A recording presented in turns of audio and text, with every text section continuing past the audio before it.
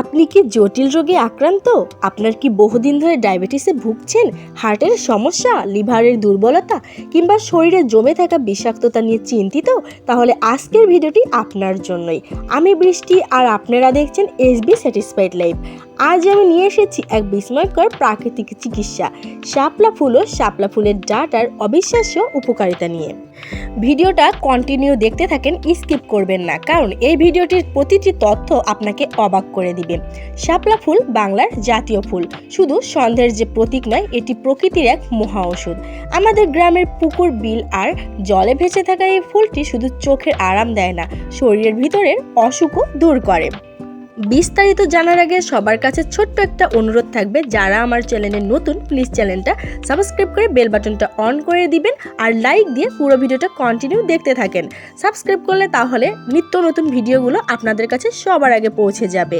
তো চলুন জানি একে একে শাপলা ফুলের গোপন উপকারিতাগুলো। প্রথমেই বলি, শাপলা ফুলের রস শরীর থেকে টক্সিন বা বিষাক্ত উপাদান বের করে দেয়। এতে থাকা অ্যান্টিঅক্সিডেন্ট রক্ত পরিষ্কার রাখে, ফলে ত্বক হয় উজ্জ্বল ও মসৃণ।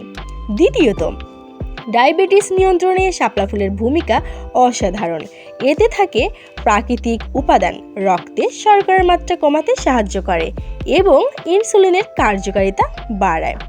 তৃতীয়ত, হার্টের জন্য এটি এক আশীর্বাদ। শাপলা ফুলে থাকা হার্টের রক্তচাপ নিয়ন্ত্রণে রাখে এবং হৃদযন্ত্রকে রাখে শক্তিশালী। শাপলা ফুল হজম শক্তি বাড়ায়। যাদের পেটের সমস্যা, গ্যাস, অ্যাসিডিটি বা ক্ষুধামন্দা আছে, তারা যদি নিয়মিত শাপলা ফুলের চা বা ভাজা পাতা খান, তবে ধীরে ধীরে উপকার পাবেন। বন্ধুরা, এই শাপলা ফুলের ডাঁটা কিন্তু ভাজি করে খাওয়া যায়। অনেকেই জানতো না, যখন থেকে সবাই জানা শুরু করেছে এই ডাঁটা ভাজি করে খেতে ভীষণ মজা আর সাথে এত বেশি উপকার, তারা কিন্তু অলরেডি নিয়মিত খাওয়া শুরু করে দিয়েছে। আর সবচেয়ে অবাক করার বিষয়, এই ফুলের মূল, পাতা এমনকি বীজ সব কিছু ঔষধি গুণে ভরপুর। শাপলার মূল শরীর ঠান্ডা রাখে, মানসিক প্রশান্তি আনে এবং ঘুম ভালো কমাতে সাহায্য করে। বন্ধুরা, এই শাপলা ফুলের ডাঁটা এবং ফুল কিন্তু ভর্তা বানিয়ে খাওয়া যায়। চিংড়ি মাছ দিয়েও কিন্তু এটা সুন্দর করে চচ্চড়ি করে খাওয়া যায়। তোমরা যদি চাও, আমি সেই রেসিপিগুলো কিন্তু একে একে তোমাদের সাথে শেয়ার করব। বন্ধুরা, আমি কিন্তু আমার চ্যানেলে সব সময় তোমাদের জন্য উপকারী ভিডিও দেওয়ার চেষ্টা করি, তাই চ্যানেলটা অবশ্যই সাবস্ক্রাইব করে নেবে।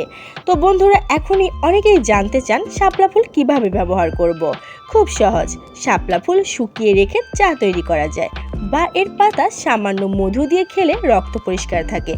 অনেকে শাপলা ফুলের বীজ ভেজে পাউডার করে খায়, এটাও দারুণ কাজ করে শরীরের দুর্বলতা দূর করতে।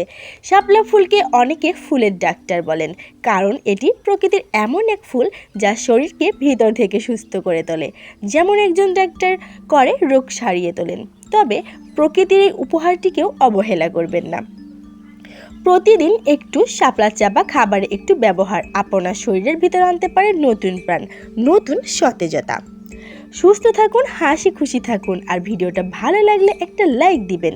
আপনাদের মতামত কমেন্টে জানান এবং আপনার বন্ধু ও পরিবারের সাথে শেয়ার করে দিন।